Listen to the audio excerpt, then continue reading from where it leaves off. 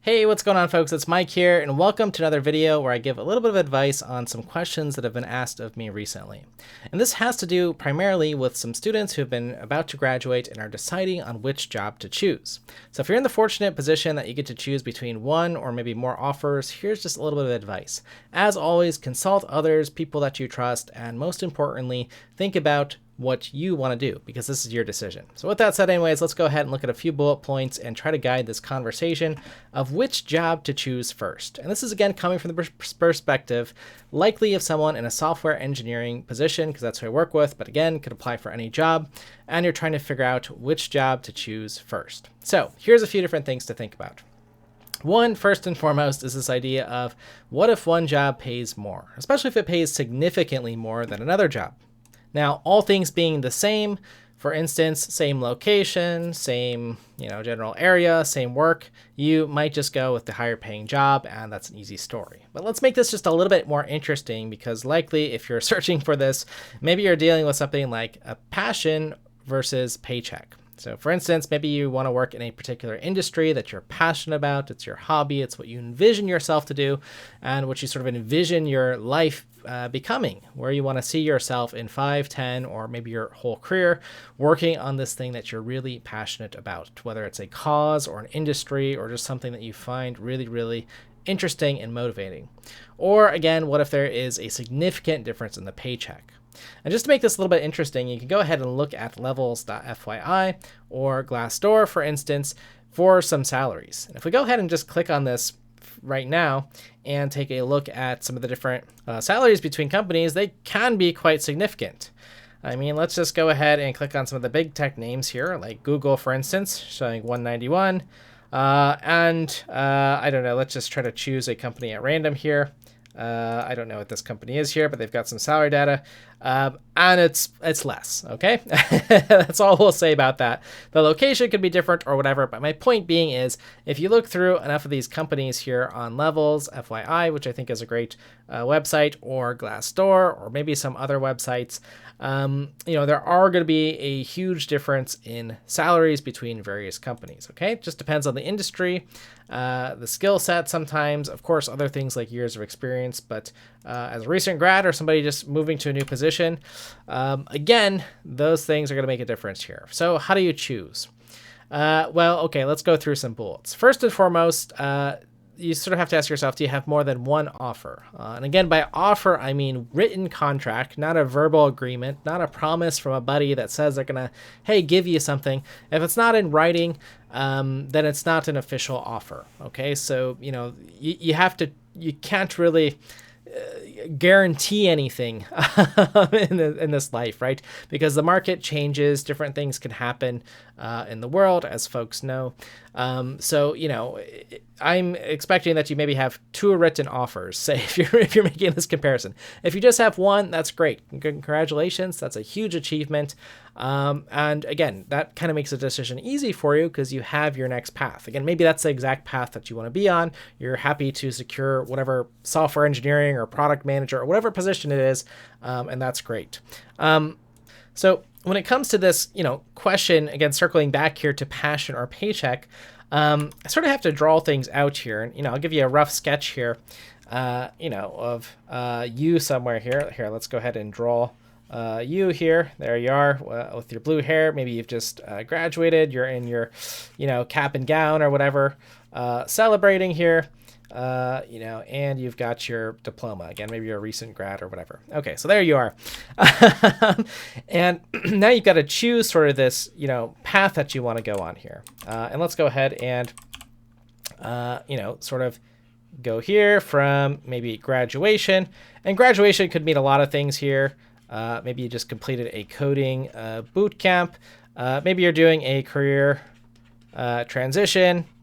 And, for whatever reason, you're making a change here. And you've got sort of 2 paths that you can take here.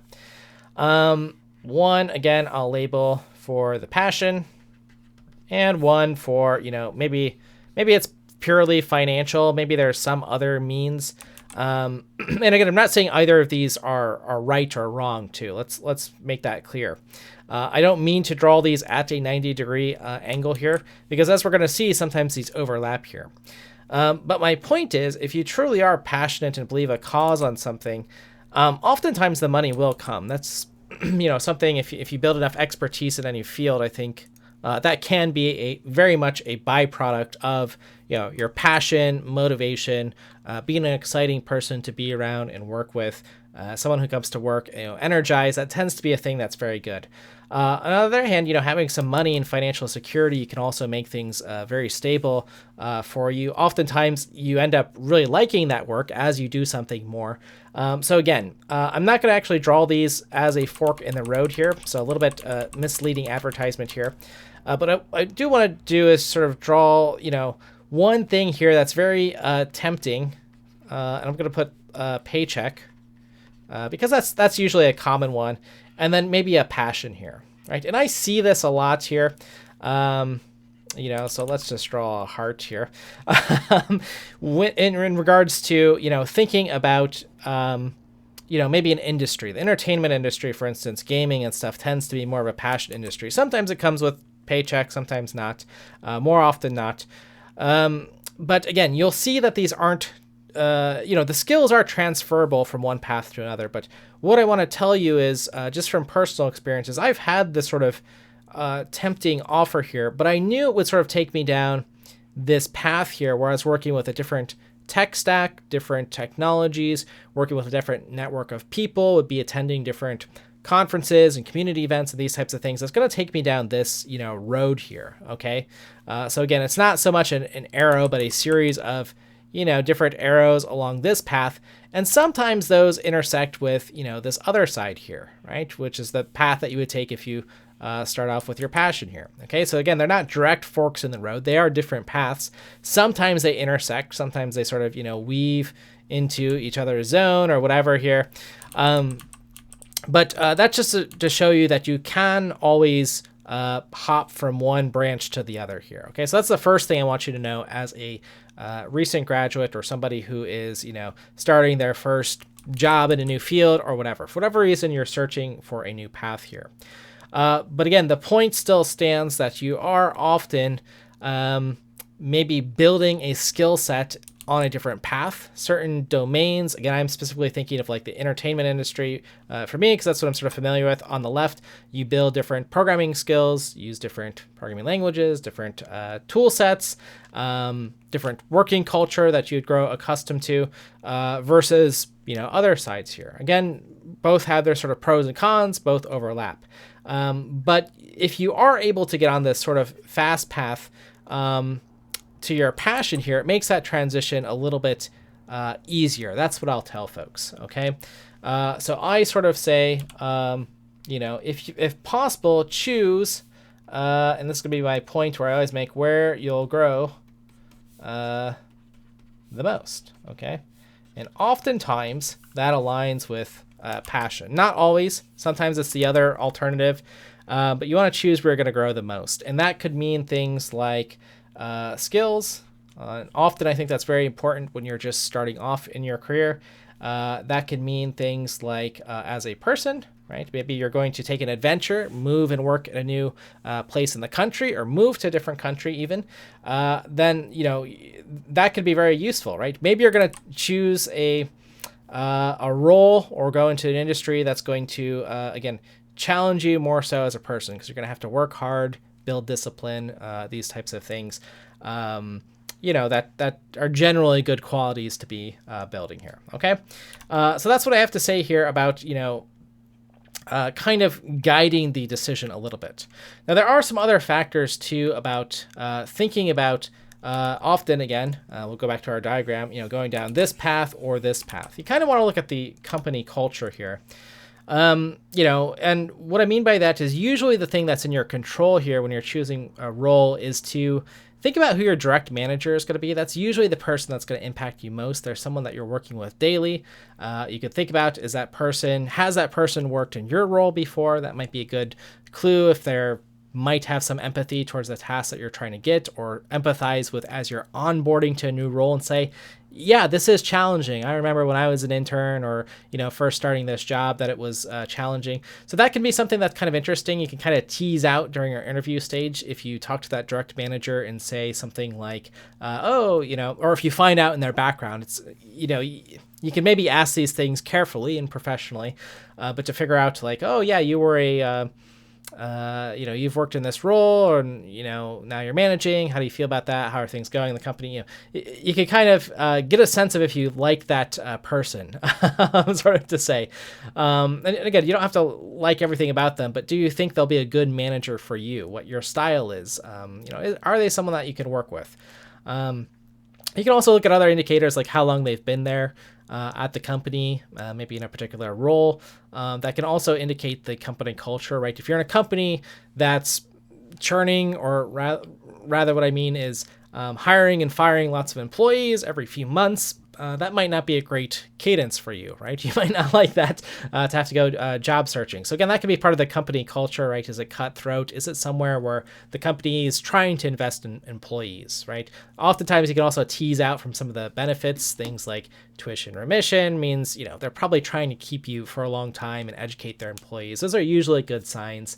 Little programs like that can be useful. So again, you can look at how long those people stay.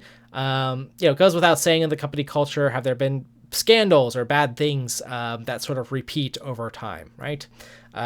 Just little things to look out, or big things in some cases to look out for in the company culture, so you can see if this is a place where you're going to be welcomed and can do a good job, right? You want a safe environment.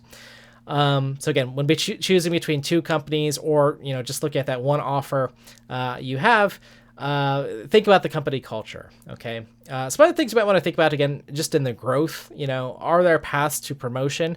Again, not everybody wants to be promoted, and that's also fine. But is there a path to sort of grow in your role? So again, if you're going to be in a technical role and you want to stay in that, can you sort of keep moving up? Maybe that involves, you get more responsibility over time, but you still get to kind of do the thing you love, if that's programming or whatever. Or are there other paths where you go onto more of a managerial style thing and enjoy that? Sometimes companies also have rotational programs, especially if you're just starting out, where you get to work at different sites every 6 months. And that can be a great sort of growth for you as a person, living in different places, trying different roles within the company. And often can be a path to getting promoted sometimes faster in those roles. So 2 or 3 years out of school, for instance, or in this new role, you can actually get promoted.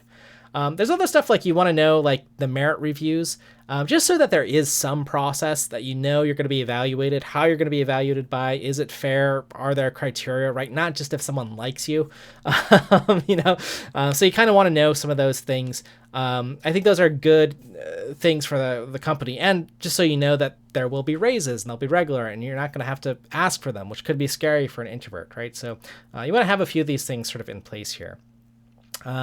Okay, so that's sort of on the company culture. As I've already given the spoiler for, again, what to do if you have more than one offer. Well, again, to go back to our diagram here, I say choose where you'll grow the most. And this could be a little bit easier if you're a little bit younger, maybe don't have family or the responsibilities to deal with, right? You can take a little bit more of a risk, right? Maybe that's at a startup. Maybe it is at a big tech. I don't know for you, right? That's where, again, the whole point of this video is you have to choose, but I'm just laying out a few things for you to think about here. But that's usually the best guiding thing, because usually at a place where you'll grow, you'll be self-fulfilled and happier, healthier, able to live a better lifestyle. So I think those are things that are important. And yeah, sometimes that does mean growing financially as well, right? You get security, you can provide for your family, or your personal needs, whatever that might be in a reasonable manner. And as mentioned, you could explore Glassdoor and levels there. Sometimes this might be an obvious one, but when it comes to choosing a job first, or your first job, sometimes folks have experience, right? Maybe you've done an internship, maybe you've done contract work, maybe you know somebody at the company who you can speak to, but, having that on-site experience, again, this generally applies to students, but it could also apply to anybody returning to the workforce. For instance, after a break, there are returnships and stuff. If you've given a trial to that company, I did several trials or several internships at many companies during my time as a undergraduate and graduate student, and kind of learned if I would like it there. And that was one of the best things for both me and the employer as well. But then you could kind of answer some of these questions like, do you like your manager, right? If your direct manager is calling you back with a return offer, they like you, right? And they're probably happy to have you and probably going to treat you well. And they're going to, hopefully be invested, and they'll understand where you're coming from, right? From student to graduate, or from a boot camp or career transition or another company, whatever it is, right? If you get a chance to do like an internship or contract work at that company, that can be great. And that can, again, help you answer that question, will you grow there, right? Certainly from intern to full-time employee, you'll be given more responsibility, sort of on the critical path of building products. So again, that's a question that you can sort of answer better. And it sort of goes into this other area too. You could think about, right, when choosing different paths, there's this sort of expression, the grass is greener on the other side, where what that means is, what that expression means for those who don't know, is if you kind of look over to something that's new and shiny, meaning a new job, versus somewhere where you were happy doing your internship, it might, there's a lot of unknowns there. So again, as I said, knowing if you have a good manager, if you're going to be paid well enough to your standard, where you're going to be living, because you've probably already lived there if you've done an internship, or if you've done remote work, it's remote work friendly, or a little bit about the culture. That's a really big advantage for you in making a decision versus a unknown. Okay, so again, that's just something to consider. So of course there are the other considerations here, like compensation, stocks, bonuses. I've got a video, here's what it's titled, on YouTube, so you can look at negotiating salary and these types of things. Again, especially if you have more than one offer, always negotiate. Unless, as I mentioned in this video, the company culture is transparent, their salaries are public or something, right? Just do a little bit of due diligence there. But that's something to consider. Some other things that you might also consider when choosing a job is considering the job market, right? If you're in getting hired for a job in a domain that's perhaps crashing, or a sector of the economy that's crashing, that's something that you could consider at least short term. Or if a market's really, really red hot, that's also something to consider, right? That might affect your timeline of how long you want to be in that position and what your goals are. So those are some things to consider. And then there's other sort of massive considerations that really only you can think about, like location. Is it near your family? Is it near your friends? Is it a place that you'd actually like to live? A big town, a small town, in the same country, whatever that might mean here. Those are a few things to consider there. So hopefully that gives you a pretty, good look at just some things to consider, and, my general advice, because you're going to get, hopefully one concrete piece of advice for folks that you talk to, and you should talk to other folks other than just listening to me here. Choose where you're going to grow the most. That's my idea here. And again, if you're doing it for passion, again, remember this sort of analogy here, where the path that you take, often you're building skill sets in that domain. So you can always course correct. And as I mentioned, if you choose this side here, again, I've chosen for passion for me personally over paychecks. But, that often does kind of intersect with other stuff, in different paths, and you can always switch as well. Okay. All right. So the last thing I'll say is, for those of you who don't have any offers, what do you do here? Okay. You're watching this video, maybe thinking about, or, doing some job searching and these types of things.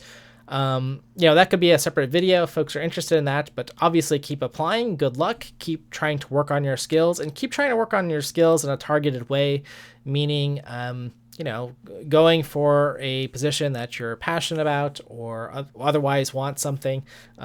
Just be very intentional about how you're doing your job search, so you can get that first offer, whether you're graduating or, again, on the market looking. Okay, so that's a few notes on that. The other sort of concrete advice I'll give on, if you don't have any offers, get some friends to do some resume reviews. Tell them to be honest what they think. There's various services, probably things you can find online to see how good your resume is as far as hitting keywords and some of these types of things. And then keep practicing whatever you'll need for interviews. Programmers, again, for software engineering roles, that probably means things like leak code, knowing your algorithms, knowing your data structures. Plenty of YouTube videos, obviously, on this channel here, where you can learn from various things for the skills that you want. So that hopefully you can get many offers and have this problem to worry about. It's a great problem to worry about if you have one offer even, but if you have multiple, even better.